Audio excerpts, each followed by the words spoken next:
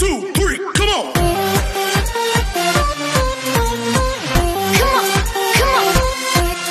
Hello beautiful people! Welcome back to my channel. This is your Mama Sam. Hola mga amigo, amiga, kumare at kumpare. Kamusta kayong lahat? Sana lahat po kayo ay okay at safe ngayong araw na ito. At syempre, kung ako naman ang tatanungin nyo, nakikita naman ninyo ang beauty na lola ninyo ngayon. Fresh overload pa rin, di ba? Ganyan talaga kapag umiinom ka ng maraming vitamin C at saka syempre, kumakain ka ng iba't ibang klase ng hotdog. Dahil sa hotdog, ito ang tunay na magpapaganda sa'yo. Ang tunay na #1. So, yon. So, kamusta naman kayo mga amigo, amiga? Sana lahat kayo ay kasing fresh at kasing ganda pa rin ng Mama Sam ninyo. So, ito nga, Diyos ko, marami tayong chika ngayon. Kanina, tumawag sa akin si PE teacher.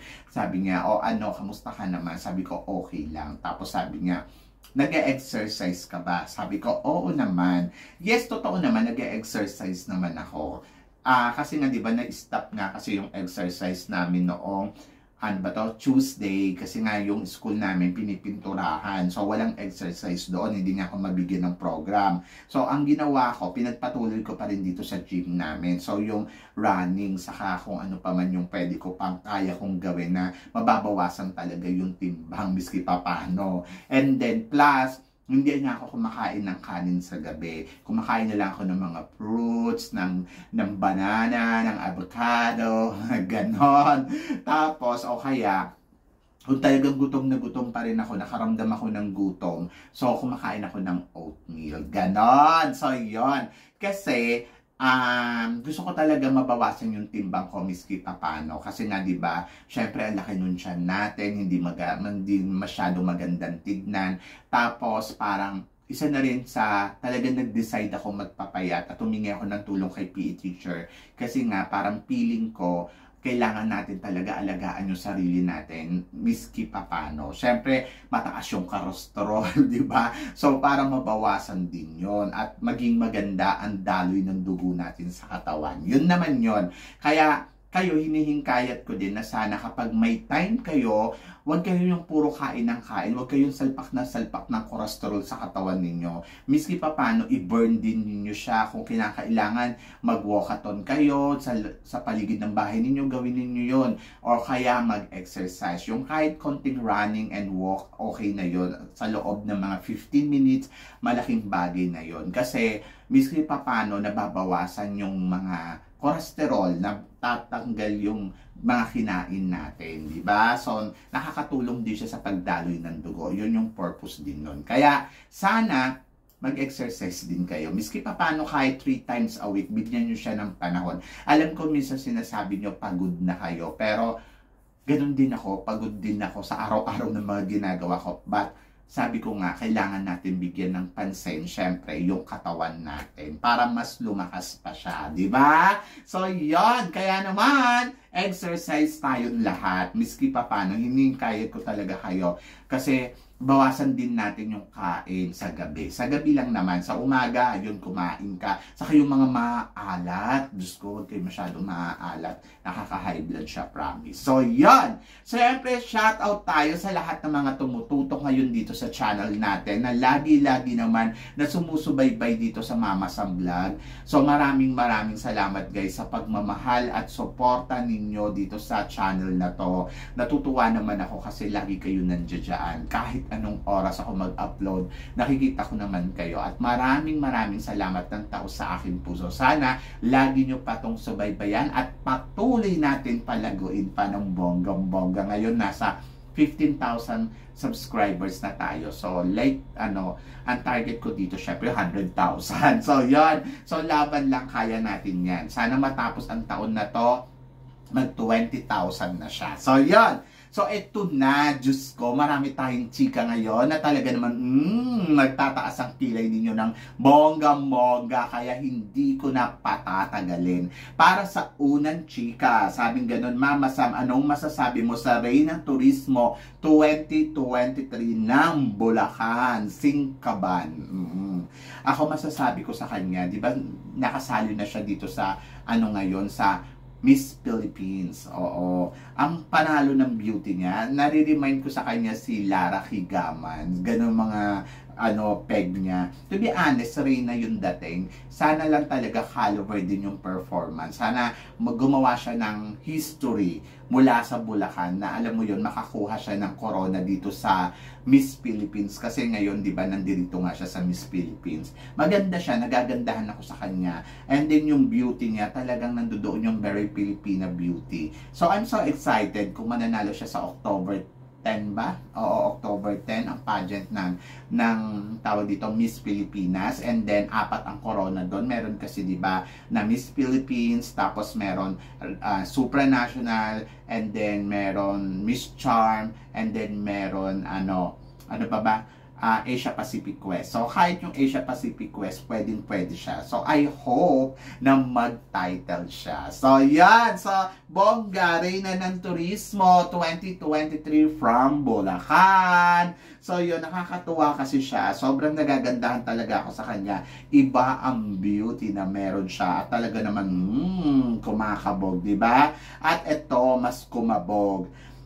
Miss Universe Mexico at saka Miss Venezuela, natabunan si Arbony sa Lady Red. Oo. So kasi nga 'di ba may event nga dito sa sa Miami kung saan nagsama-sama yung mga ibang candidates ng Miss Universe. Parang 20 candidates nga tayo nandiyan mula sa iba't ibang panig ng mundo. Latina, Canada, ayun, mga nandiyan din eh.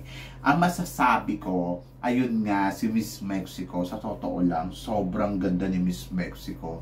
Promise, di ba? At ayun nga, kinabog nga yung beauty ni Arbony ng dalawang kandidatang Latinas. Eh kasi naman, ang tangkad-tangkad naman ni Miss Mexico, pumagitna pa si Arbony. Yung nakita ko yung pictures nila, sabi ko, sino naman to? Parang kala ko, host. Tapos sabi ko pa nga, mukhang nakalimutan niya magsuot ng sash. Pero ayun nga, nalaman yung ganda ng Miss Mexico. By the way, it's not important kung nalaman na yung ganda niya. Ang importante kasi dyan, Reyna na siya, di ba? Reyna na siya ng Miss Universe. So, keeper naman ni Arbony kung mas maganda sa kanya si Miss Mexico at saka si Miss Venezuela, di ba? Pero, kung silang tatlo ang maglalaban-laban sa Miss Universe, kung kabatch to ni Arbony, ay nako, good luck sa'yo, Arbony. Lalamunin ka ng ganda ni Miss Mexico, promise. Charot! At eto nga, speaking of Mexico, ano daw ang masasabi ko sa beauty na meron siya? Actually, magkamukha kami. Charot! Maganda siya. Nararamdaman ko na malayo ang mararating ng Miss Mexico ngayong taon na to dito sa competition ng Miss Universe. Nakakaloka yung ganda niya. Biglang umusbong. Charot. Kailangan lang niya ng konting rest kasi parang pagod. Tapos kailangan niyang training ng pasarela para mas bongga. Kasi yun na lang yung kulang. Sabi nga ganong makuda daw to. So, I think kaya nito ang competition ng Miss Universe. O, di ba? Ang ganda, matangkad, sexy. Panalo yung beauty. Saka panalo yung mukha. Ganda. Ganda ng makeup, promise. Di ba? So, ito, si Miss Peru daw saka si Canada nagsama daw sa iisang picture. So, anong masasabi ko diyan? Mas maganda si Canada. Charot. Si Canada kasi yung beauty niya parang Arbony type na mukhang Barbie na mukha siyang manika. Ang ganda ng mukha, no? So, yon. So, para sa akin, kung beauty queen material, lamon na lamon niya yung beauty ni Peru. Si Peru kasi maganda naman pero parang kinabog siya ni Canada. So, dito nagkaalaman na parang natuwa siguro si Canada dito na parang hindi kita dapat katakutan pero si Canada parang feeling ko papasok to sa semifinals. Ang ganda ng mukha. Isa to sa mga parang nakikita ko ngayon na sobrang strongest candidates. Yes, si Canada. Tapos ang galing po magsalita nito. Ang ganda ng mukha. Sana lang talaga caliber din yung performance, no? Kasi kung performance level, I think kakabugin siya ni Peru. Pero tingnan natin kung magpapakabog si Canada sa kanya. Kasi iba din talaga ang dating ni Canada, promise. So, gustong-gusto ko siyang ganda. At eto, syempre, speaking of ganda, syempre kanina, nag-start na nga yung Miss Aura at nagsama-sama nga yung mga Asian beauty na katulad ni Indonesia, Thailand, Philippines at Cambodia. Sa Miss Aura, magka-roommate itong si Miss Philippines at saka si Miss Indonesia. And then, naalala ko noon sa Miss Universe, roommate din ng Indonesia at ang Philippines at nanalo nga si Philippines. So, isa ba itong senyales, di ba? So, ako para sa akin, depende sa performance syempre ni Miss Philippines. Nakikita ko si Miss Philippines na malakas dahil yung ganda na meron siya. Yung parang confident kasi si Miss Philippines, plus nandoon yung beauty na meron siya. Hindi naman siya ganun katangkadan. Actually, typical na Pilipina yung height niya eh. Para lang siya siguro mga 5'3", kung hindi ako nagkakamali.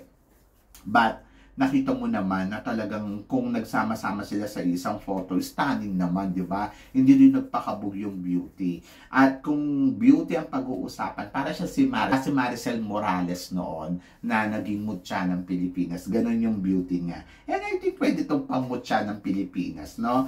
And then, ayun nga, kinabog niya nga si Miss Thailand sa ganda. Kahit pa sabihin natin matangkad si Miss Indonesia, para naman kung orahan ng pag-uusapan, mas may aura naman itong si Miss Philippines. At kung sasabihin pa natin na yung mga katabi niya, lamon na lamon ng kanyang aura. Hindi sa pagiging bias ha, totoo lang. Maliit lang siya pero makita mo talaga na very proper, ang sexy tignan, and then yung tindig. Pero parang ano lang siya, yung high school friend ko na sumali sa beauty pageant. Ganon!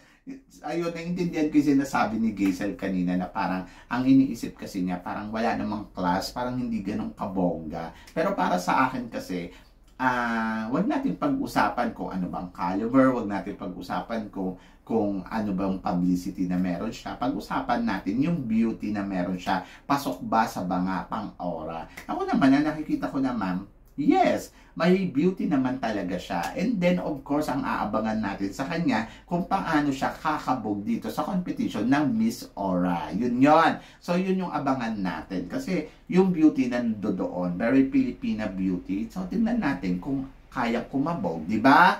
At eto nga, Diyos ko, bagong photoshoot ni Michelle D. Ano daw ang masasabi ko sa photo na yon na nilabas nga ni Michelle D? Ako masasabi ko, ang ganda, ang sexy.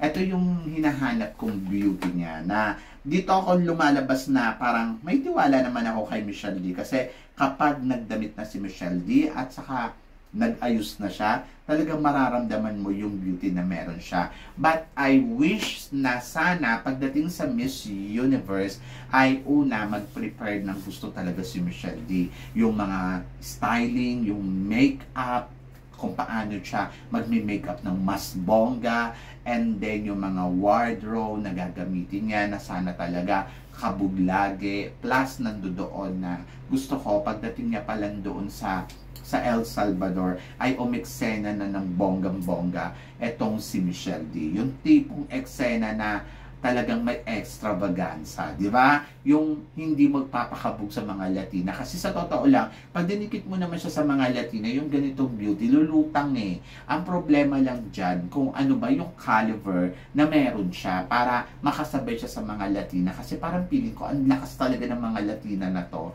And then parang feeling ko, pinopromote din ni Kun-a ng mga Latina. So parang feeling ko, gusto nila manalo ang mga Latinas this year. So, let's see. Pero nandoon na kasi ako sa part na sana si Michelle D, pagdating niya sa El Salvador, pasabog talaga siya. Huwag siyang makontento doon sa beauty na meron siya. Kumbaga parang dapat alam niya yung game niya. And then, ayun yung inaabangan ko na parang feeling ko, may excite naman ako kay Michelle D kasi parang may pasabog naman. Yung ganon. So, sana wag tayo ma-disappoint. Sana ma-surprise tayo ng bonggang-bongga at sana maibigay ni Michelle D yung the best niya talaga dito sa competition ng Miss Universe. Sana magkaroon siya ng extravaganza na tinatawag para sa competition ng Miss Universe 2023 na magaganap nga this coming November 18 sa El Salvador. Ang start ng pageant nila is November 5 to 18. So,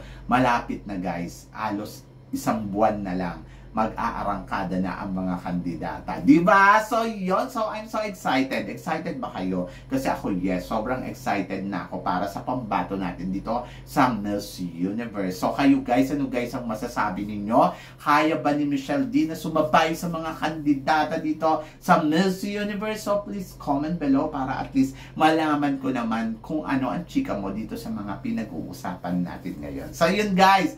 Guys, maraming salamat syempre sa inyong lahat sa walang sawang suporta na binibigay ninyo dito sa channel ko. At sa mga hindi pa po nakaka-subscribe dyan, please don't forget to click like and subscribe my channel at i-click nyo na rin po yung notification bell para lagi kayong updated syempre sa aking mga chika. Sabi ng ganon, always keep smiling and always think positive. Walang imposible sa itaas, manalig lang tayo sa kanya. Kaya guys, hanggang dito na lang, hanggang sa muli nating chikahan.